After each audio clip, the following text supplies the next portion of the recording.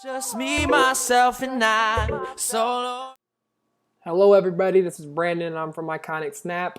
I'm here to show you guys today how to make a background more blurry. So a lot of times when you shoot an image with your camera, you don't really get the blurriness that you want in the back. And I'm going to show you basically how to make it blurry without making it look like you chopped and screwed the image up. So what we're going to start off by doing is we're going to take the picture layer and we're going to duplicate it. So we're duplicating the current layer. With that duplicated layer selected, we are going to go to filter, we're going to go to blur, and we're going to go to lens blur. This lens blur is going to make it look like it's a natural lens blur. That's why they call it lens blur.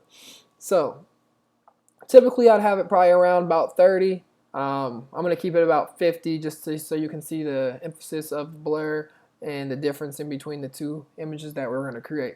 So feel free to go shoot for the stars and go for 100 or 0, whatever you want to do whatever. But I'm going to press OK at the 50. The blur typically takes a long time to load on the preview stage.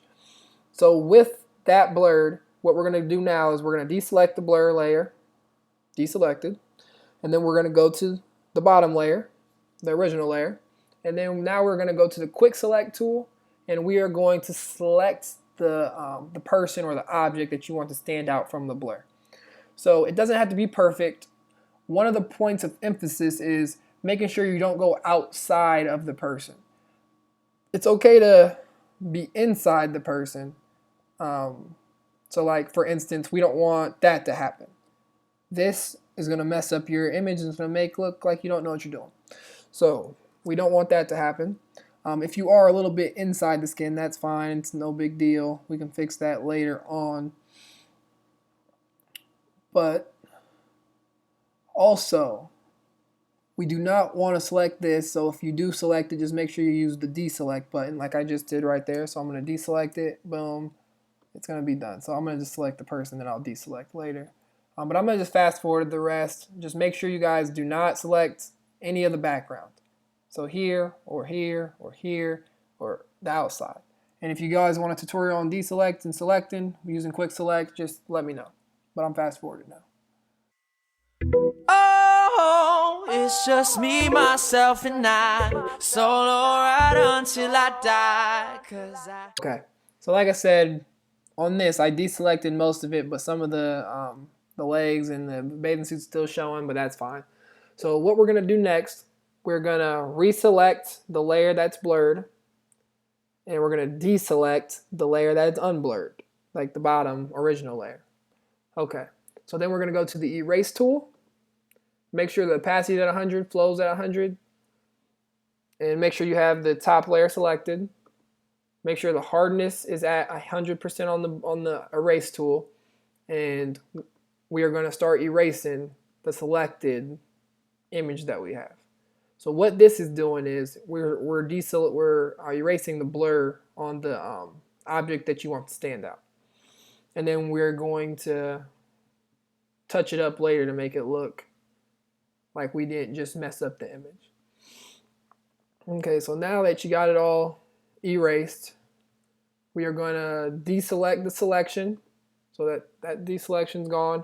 We're going to re-show the bottom layer, and now you can see that she's coming back. She's not blurred out anymore, and the back is really blurred out. But the problem is now on the outer edges, you can see that some of it looks messed up. So it doesn't look like it looks like an edited picture. So what we're going to do to fix that, we're going to go to the erase tool. We are going to make the hardness 0 on the erase tool, and then we're going to take the opacity down to about 40%. What that's going to do is going to soften up the edges. So we're going to make this brush about 200 on my case, and then, well, actually I'm going to go a little bit higher. I'm going to make it 364. No, I'm going to go with 200. I lied to you. 200 is the right move. And then I'm just going to go around the outside edges. So as you can see, it's starting to blend the picture. So it's not looking like we messed up the picture or anything.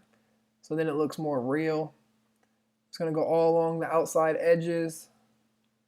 You see it's blending it right there. All that's getting blended in. Look at that. Beautiful. Beautiful. We're going to do it in the inside too. Since we blurred this, we're going to do it here. We're going to start around the edges so that it's not looking too edited. I'm going to do it here. I'm even going to erase some of the blur actually for this particular image right here because it's on the skin. And right here. And look, now that's looking a lot more beautiful. So the difference in between the two images is this so far. So I'm going to bring the opacity up a little bit so I can fix this lip. You see how the lip is a little bit, you can see too much blur. So I'm going to take that lip down some. And you can play with the opacities of the erase brush, and you can play with typically the hardness you always want to be 0%. But because if you go to 100 just to show you, you're going to be able to tell, like right here, there's gonna create like a circle, and you don't want that. So I'm going to erase that. But yeah, the image is looking really nice now. Looks like a real blur, like the image was shot like that, and that's how you do it. So if you guys have any other questions or want me to shoot any other types of videos about Photoshop, just leave a comment below or go to my Instagram or Twitter, Brandon J. Stinson, and just send me a direct message or tweet me or leave a comment in the Instagram. So it was nice helping you guys out today. Look forward to doing it again soon. But I'm out. About to go eat some food. Peace.